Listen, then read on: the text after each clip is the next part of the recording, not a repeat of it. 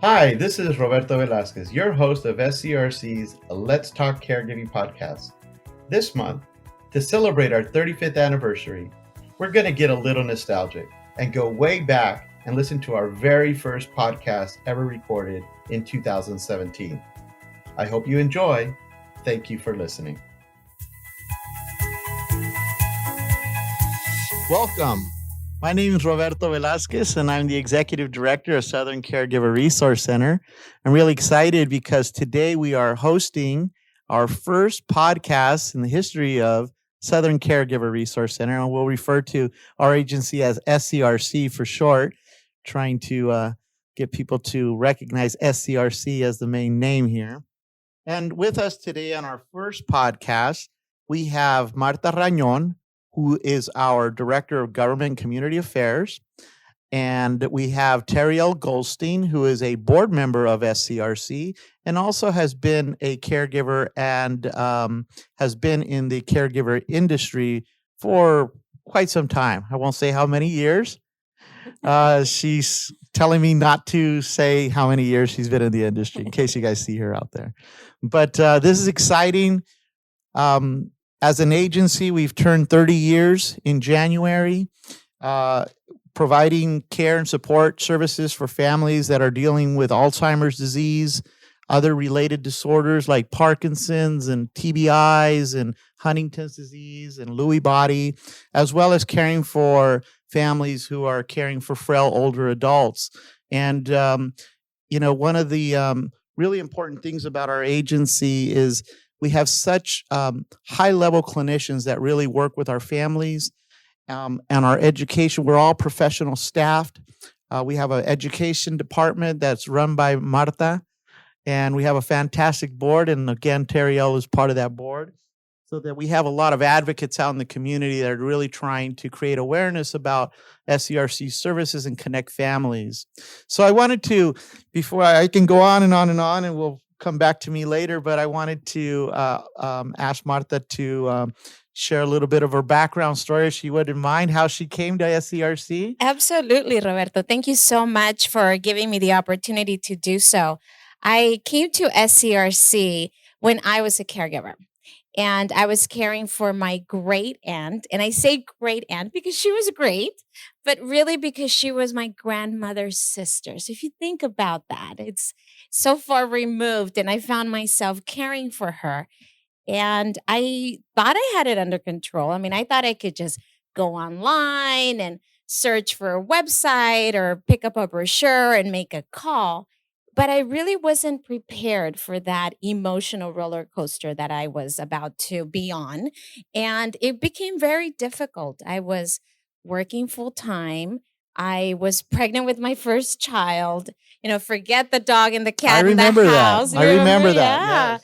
So I found myself very stressed, feeling very overwhelmed. And I just thought I needed to go somewhere for assistance.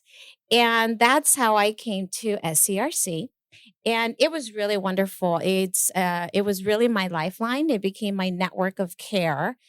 So many times we figure out what we need to do when we're in it, not necessarily knowing ahead of time. So that was my experience. Extended family, maybe? You became my extended family without much more drama. And so it was really nice to be able to reach out to SCRC and get the assistance that I needed. It was still difficult because taking care of someone who had dementia and was elderly and frail, she was 98 when I was caring for her. She lived with me, and it was still a struggle, but it was better knowing that I could talk to someone, that I could get some assistance. And I know it's always kind of a challenge because I know a lot of family members, we have large families, or maybe some of us have brothers and sisters that are close by, but not everybody helps. And I always know that is a big stressor. And I hear that in support groups all the time. Absolutely. How do I get my family member to help? Yes. Or I'm so mad at them because they don't help. And it was interesting because I found myself in such a unique position. I come from a large family, and sometimes there's this misconception that big families just going to stick together and help each other out. But now that I'm doing this work, now that I am an employee and part of the SCRC family, I find myself hearing this from other caregivers who say, I am in this situation and I feel all alone, even if we are coming from a big family. So I can relate to that. And what I find myself telling family members is that it doesn't have to be your blood relative. It could be your colleague. It could be an organization such as SCRC. It could be a coworker. It could be a friend, a neighbor. It doesn't necessarily have to be your family member. And that's what I learned when I was utilizing the wonderful services that I used from SCRC to help care for my aunt. Absolutely, and I don't know if our audience knows, but the month of November is National Caregivers Awareness Month, and when Martha talks about caregivers and extended family and caregivers, I mean, in the United States, there's over 44 million caregivers. So this is not an isolated type of situation. Caregiving's been going on for years and years and years. The challenge now has become that people move away from home. Family dynamics change. People might not be in the same town anymore, and of course, our loved ones are living older, getting older, living longer. Developing chronic conditions that they need assistance with, and it's a frightening situation for them, as well as they might be beginning to show signs of memory loss, maybe confusion. Maybe they're still driving, and you're freaked out that they shouldn't be that they're going to crash. I know Tariel, as I mentioned, one of our board members, has also had experience as a caregiver. Yeah. Well, a little bit about me. I've always had an affinity toward older adults, the aging population. So I knew early on in my career and even college that I wanted to be a social worker, and that's sort of how I got involved. Anything with advocacy, I'm all about, which essentially led me to Southern Caregiver Resource Center about 10 years ago. I felt what they did to help the community and the population of family caregivers was just phenomenal. And the level of services, bar none, best that I've ever seen or experienced. As far as me and being a caregiver, my story is a little different than Martha's. My mom was 64 years old, lived cross country, and all of a sudden she had a drastic change in condition. Now, having been in the industry and worked in skilled nursing and, care companies where we provide care, I was now that family member and so far from her. And my mom was always just stubborn. She never really wanted me around. She fought me on it. She always said, if I get sick, just lock me up in a nursing home, throw away the key, forget about me. A lot of family members say that. A lot of relatives say that. Don't bother with me. Yeah. My dad was the same way. No, don't worry about me. You guys worry about your mom, not me. Yeah. So, unfortunately, I had just started a new job. And all of a sudden, I'm thrust into this, doing caregiving from 3,000 miles away. And again, somebody in the industry, I felt so helpless. I felt that my back was to the wall, or the healthcare providers just didn't care enough to see my mom as a person rather than a patient. So to watch her, basically deteriorate rapidly was so difficult, and just navigating the system was so hard for me. And the distance also. She was in the East Coast, right? Yeah. Right. We're in New York? New Jersey. New Jersey. Yep. So you had to also learn what was available out there. Well, surprisingly, here's what's interesting is that I worked on the East Coast and in skilled nursing facilities. So I had contacts, but even with the contacts and even with the care providers, it was mind-boggling how she slipped through the cracks and how nobody really cared. And I was frustrated, all of a sudden, I want to be with my mom as a daughter. And Now I'm getting emotional. But I was stripped of that. I feel like I was completely stripped of that. And I had to be her care manager. And, I'm flying home, and rather than sitting there and reminiscing with her or just having a good time or going through, we never went through the jewelry that we wanted to talk about. We didn't have time because she left, she left us too soon.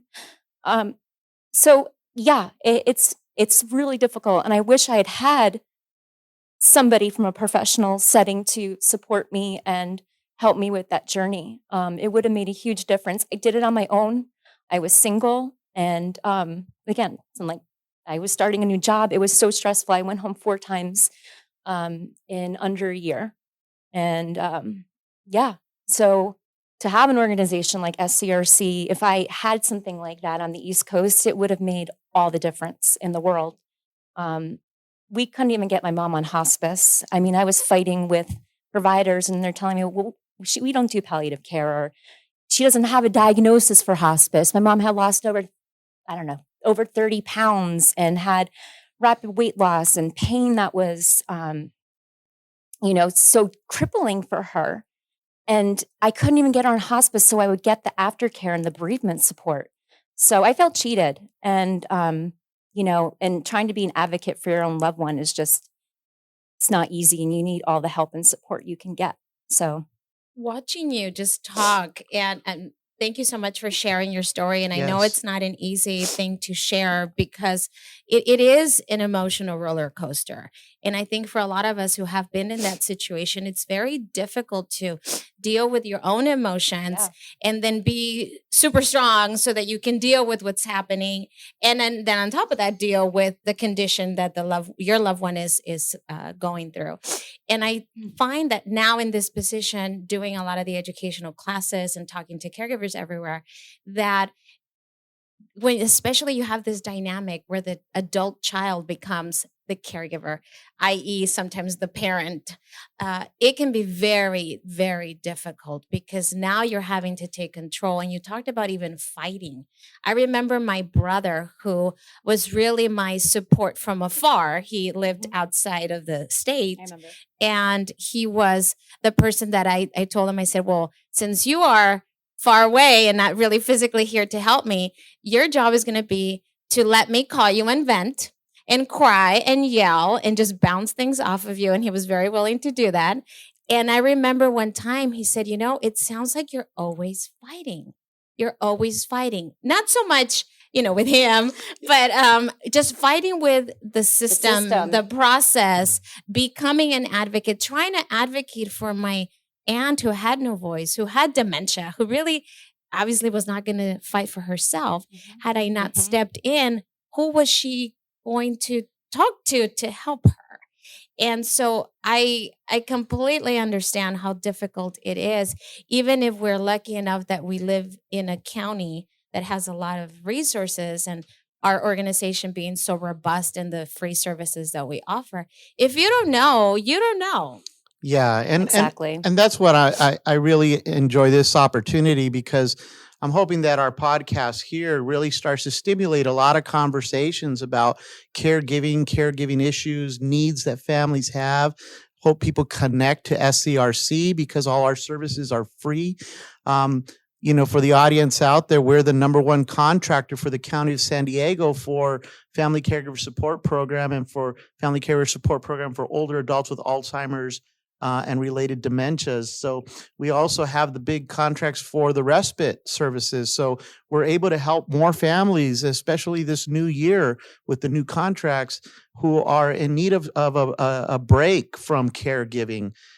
We've with the new contracts, we have more money now in the respite, I would say kitty, if you will, or the bank, but the respite bank, than we've had since 2008. So we really want families to reach out and get connected to our services, because there's a lot of support for families, and nobody should have to deal with all of this by themselves.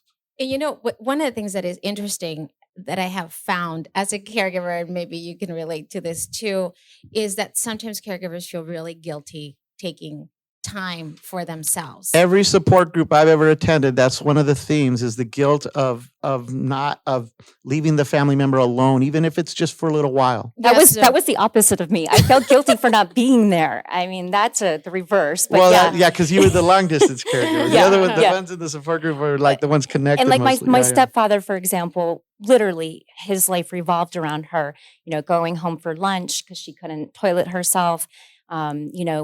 Just the role he took on was so taxing on him. He lost weight. I was worried about his health because oftentimes the caregiver stops, going to their doctor's appointments, and that doesn't become a priority anymore because you're kind of just in this bubble. Yeah. And, I've worked with many, many families over the years, and I've witnessed it in homes of caregivers and what their routine is. And for me, it was just exhausting. If I'd spent a couple hours in a home and saw what that caregiver went through, it was mind-boggling. So I think, just sometimes just being in, like I said, your life revolves around that person and taking time for yourself, which is why the respite program at Southern Caregiver is so beneficial, because you can't get free care. And through Southern Caregiver, you have this opportunity to work with getting respite care, whether that's being in home, having a provider come into the house, or maybe having your loved one go to an assisted living. or adult daycare program. Yeah. Right. I mean, the resources are amazing. And so when you have that breakdown or when you need some time to yourself, you have that kind of assurance that it's okay. What I think it's great too, one of the things, and I don't know if people know this about our services, but a lot of our educational classes really try to incorporate the self-care. Can I just say that Martha has a large groupie of family caregivers that follow her around the county, which is really exciting and interesting, because every time I go in, Martha goes, yeah, these are my groupies. Some of them are here. Are you in a band that I don't know about? Yes, it's the caregiver band. The caregiver band. I do stand up. It's really great to even see those group of people evolve from first coming into my class, being very frazzled and talking to me about being overwhelmed and stressed, and then seeing them a couple of times. And in every single one of my classes, I incorporate self-care, taking time for yourself, that coveted me time. Don't feel guilty. You can need a break too. You don't want to feel sick or become sick because you're ignoring your care. And so it's really wonderful to see these caregivers or these participants later on. Hey, I did what you said. I'm walking now, or I'm doing yoga, or whatever it is that they're doing. Right. It's Makes really a big great to see. difference. Absolutely. You know what I find interesting too, from my experience working in the industry for so long, and I will this month. The truth comes out. I started when I was 10. But what I've seen too. Me too. Is you can see families develop relationships with one another through the process of having kind of that outreach and support. They then realize, I'm not alone. You don't have to do it alone. That's and the they wonderful develop part, friendships, yes. and they support each other, and they go to coffee, and they go out, they become friends. I think one of the things that's really important for family caregivers is that meeting, that first initial assessment with that professional care manager, which we call family consultants at SCRC. All of a sudden, they're being interviewed about their needs as caregivers. And as you were talking about, you found yourself being that care manager across, the country. And it was so challenging for you because you were also having to come up with all the ideas and having to do all the research and having to do everything in order to try to put things in place. The family consultants here help families do that, because we know that when they come to us, the caregiving responsibility is already overwhelming. Yeah, absolutely. And you can't even think past that minute. No. And Martha looks at me because she's saying, she's always telling me, Roberta, we got way too much to do. Squeeze 3 minutes into one. Right. I mean, I know, like the last time I flew home before my mom passed, I literally had an agenda. I mean, literally. Oh, yeah. There was an agenda, and it wasn't each day. It was each hour, Right. scheduling appointments and researching and, contacting doctors and emailing doctors. I mean, it's a full-time job. Absolutely. And this is why I'm saying, for families that get connect to SCRC, they get connected to a family consultant who's a master's level or a clinical licensed social worker who really has an enormous amount of experience and expertise in caregiver issues. And they help them prioritize. They help them understand feelings. They develop a care plan with them. What I like is that they are that extension, that they Right. walk with you through that journey so that you don't have to do it alone. And to me, that emotional aspect is was just much more important before I could even understand, okay, where do I go for this doctor? Who do I need to talk to? I just needed that validation, that support, somebody to hear me. And that's what they do. And I really appreciated having them so that I can call on them whenever I need it. The clinicians are just exceptionally trained. They have compassion. Again, I've met many of them over the years, and we still have a lot of the same folks around here, which is great with retention. But just being able to talk to them and know that they get it and they give you the window to express yourself, and just top notch. I mean, I've always been blown away by how many clinicians Southern Caregiver has. Yeah. I mean, these people are waiting for your call. Yeah, absolutely. And one of the things that is really powerful too, and Martha talked about guilt and emotions and what people go through. And one of our programs that's very powerful is our counseling program. We've had families that go in there and they're so depressed, and they don't even realize how depressed they are. But they're very depressed. They're very sad. They have a lot of anxiety. They have anger and guilt, and they work with one of the counselors, which are licensed clinical social workers, and they help them understand their feelings. They teach them. They give them exercises because it's based on cognitive behavioral theory. So they keep them engaged in exercises that help change behaviors as well as thought processes. And I mean, they will go in there and they're really depressed. And this after the 6th session, which is a 6-session program, they're better. They understand how to better cope with what's coming their way, and even have mechanisms, skills. They've developed coping skills to learn how to address those emotions and feelings. Yeah, absolutely. And I also think it's important too that these clinicians actually are connecting your clients to resources in the community. That's huge. Just to have somebody and talk to and say, my mom, I'm having issues with this doctor. Do you know, or can you recommend or give a suggestion or point me in the right direction? Right. I mean, a lot of people don't understand the complexities of the medical system.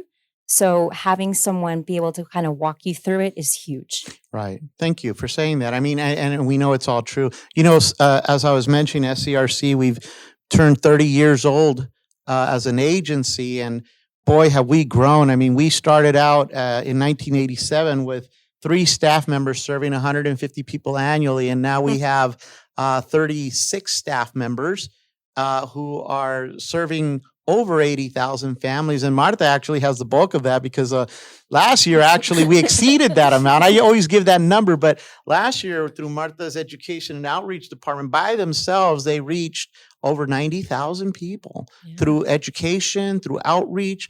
And it's one of the things that I'm very proud about the agency, SCRC, is that we go out of our way to try to find those most vulnerable families, socially, economically disadvantaged families, because we want to connect them to those services and make sure that they're aware that they're free. They don't have to pay for them. So get connected, connect to the services. I know we have a lot of exciting things to come in the near future, and I'm really excited as the executive director to kind of be leading the charge on this, but I also have some great people working with me. Martha is leading the campaign we're kind of doing a whole new campaign through social media. This is part of it, trying to connect with the working family, which we is coined as the sandwich generation. Did you want to share anything about that, Martha? Absolutely. And I think we fall into those categories. Wait, I have 3 dogs, no kids though. Well, you're a mom to your dogs, right? Yes. And sometimes, that has to be just as important because they depend on you. You're their caregiver. This is true. And when Tariel had to leave, when moment's notice, fortunately, she had a wonderful roommate and a wonderful best friend who took in the dogs and cared for them. So absolutely, and we understand. Yes, it's really exciting to be at this point of the organization. There are so many, like Roberto said, working caregivers, and many times don't find the time to maybe even come to our classes. So the great and exciting things that we are doing here is we're bringing our services to them. We are actually in the process of creating some videos, 1-minute videos on caregiving tips. Weekly 1 minute. Weekly, and they're bilingual. That's Well, with right. subtitles, but that means they're bilingual, right? English and Spanish, yes. And the idea is that if you don't have time, but you have at least a minute, you can download it. You can watch it during your lunch break, at home, wherever you are, through your phone or whatever device. We're also doing some live streaming of our classes, which has been extremely successful, by the way. I really like this because, in a traditional classroom setting, people come, they sit down, and it's very interactive and so forth. But you might get 6, maybe 12 people. If it's a bigger conference, you might get 50. Martha did one the other day, and I don't know, would we have 20 people in the room, but 400 people logged on to see it. So imagine that's the new reach. Yes. And it's super easy. I mean, while I was waiting to join the podcast, I was in Roberto's office actually watching Martha's video clips, and you can easily access it on the website. So it's something where maybe, you're doing your hair and makeup and you just throw it on. I mean, absolutely. Listen to it and get some really useful information. And that's the idea. SCRC.care. SCRC.care. I'm putting a plug here. Plug away, Roberto. And actually, and I think what's really exciting about that is we're really bringing SCRC to the digital age, going green with our newsletter, really connecting people digitally, and giving them more options, because we do recognize that maybe we have long distance caregivers. Mm-hmm. Maybe we have caregivers who are traveling, so they're not going to come to my class. But hey, they can check out the website. They can see what else is coming up, and they can do it from a distance. And that's exciting because our generation is definitely digitally focused. I mean, we're always looking at our phones or iPads or whatever.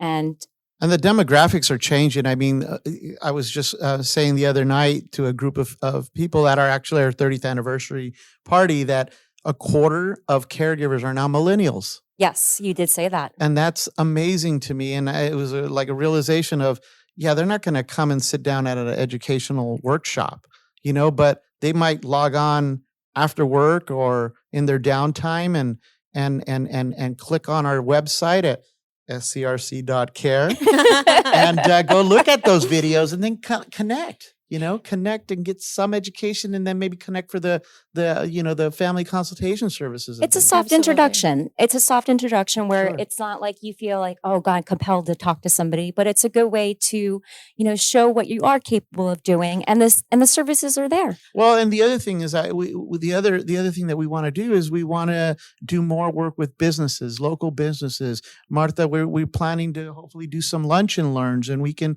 take 15 minutes out of a business's time and go to where the family caregivers are at. And we've actually done a couple of them, and they have been very successful because since people don't have time to go to some of my classes, we come to them, and we do it in a setting that's very informal. They can bring their lunch, and we talk about a certain topic that of their interest.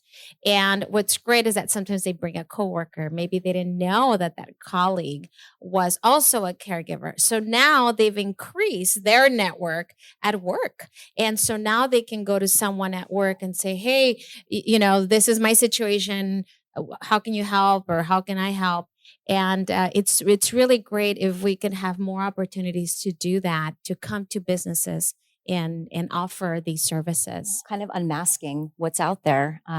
Oh, yeah. I mean, if you start talking to coworkers, peers, friends, I can guarantee you that they know someone in a situation. Oh, yeah. Every time we were addressing an audience, you ask how many people are caregivers or work caregivers or know somebody who's a caregiver. I don't think there's one hand that doesn't go up. Yeah. You know? Yeah. Because you turn to your friends, you turn Right. to your peers, and, and then in return, you've gone through it, so you can help them at some point. Right. Which is kind of like you kind of have your SCRC lifers that, receive the services, but then stay connected to the agency because you've made such a positive impact in their life. And actually, I've seen a couple of caregivers in my classes who said, you helped me a long time ago when I was caring for my mother. And now I'm here again because you did such a great job. You were so helpful. You helped me through my most difficult times. And now I'm a caregiver again. So I kind of want to be reconnected to you. What else can I take from you so I can use in my caregiving role once again? That says a lot about you and how you touch that person's life. Excuse me, I'm the one that's putting together this fantastic professional team at SCRC. So thank you. I cannot disagree with you on that one. So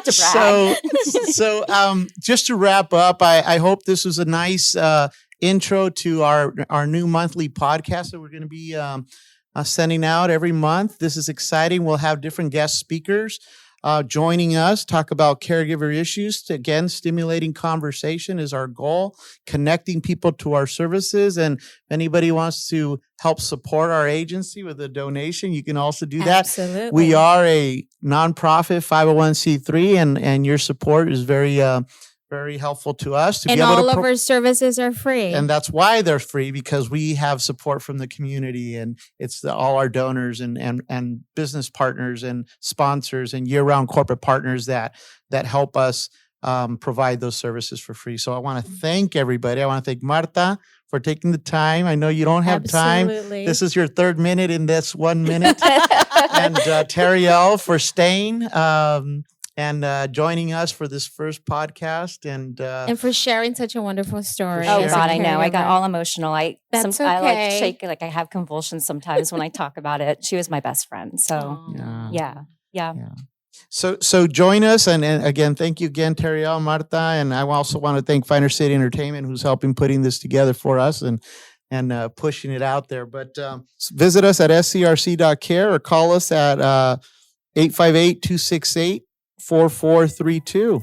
Get connected right now. You don't have to do this alone. And remember, we are here to care for those who care for others. That is correct. Thank you. Thank you.